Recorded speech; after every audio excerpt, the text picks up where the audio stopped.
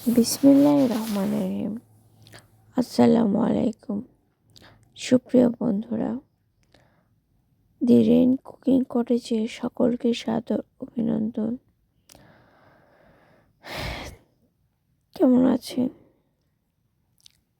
আলহামদুলিল্লাহ আমি ভালো, কারণ 9 জিলহজ আরাফার দিন।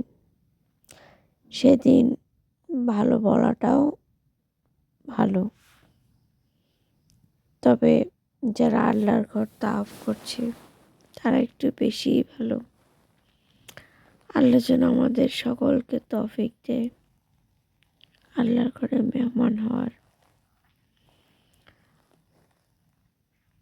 সকলেই আমরা আমিন বলি। আর এই দিন বেশি বেশি তাকবীর পড়তে হয়। আল্লাহু আকবার, আল্লাহু আকবার, লা ইলাহা ইল্লাল্লাহ, আল্লাহু আকবার, আল্লাহু আকবার, ওয়ালিল্লাহিল হামদ। আর এই দিন আল্লাহ তাআলা তার বান্দাকে সবচেয়ে বেশি ক্ষমা করে। আমাদের আরবি মাসের যতগুলো দিন এবং রাত আছে, দিনের মাঝে শ্রেষ্ঠ দিনই হচ্ছে এই আরাফা।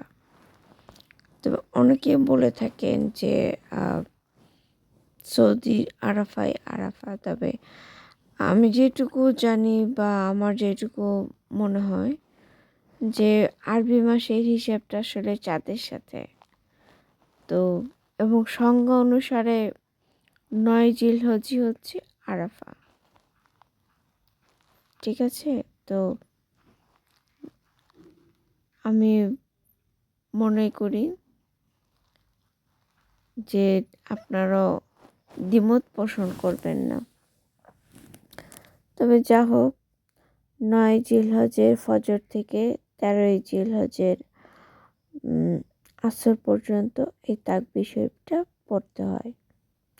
হ্যাঁ, এখন অনেকেই কোরবানির পশু নিয়ে ব্যস্ত, হই হই রই রই, তার মাঝখান থেকেও একটু সময় বের করে নেবে।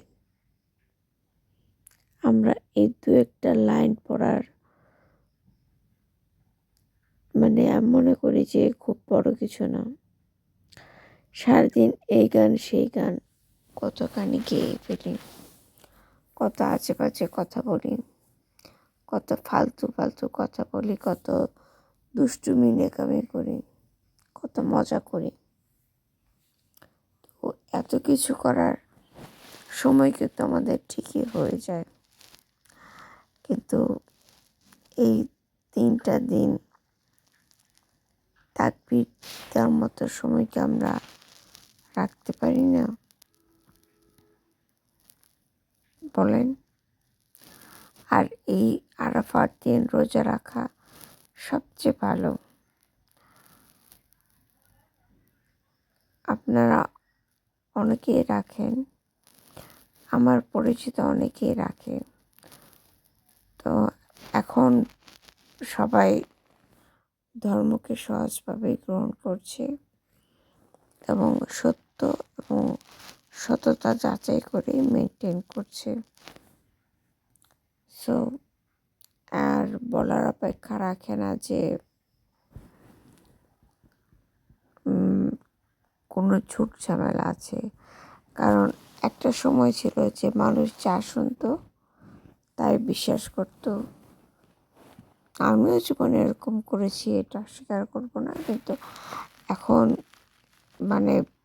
জাজ করি যে না, সত্যি কিটা ঠিক। তো আমিও এটাই বলবো যে আপনারা জাজ করবেন। তো কথা বাড়বো না, সকলেই ভালো থাকেন, আরাফার দিন উপভোগ করেন, মন প্রাণ খুলে দোয়া চেন, আল্লাহর কাছে ক্ষমা চেয়ে নেন, কারণ আজকের দিনের যে সুন্দর ক্ষমা আর কোনো দিনই হবে না। তাই সবার আগে ক্ষমা চেয়ে নিন, আল্লাহ আমার অজানা গুনাহগুলোকে ক্ষমা করে দিন। আমিন আমিন।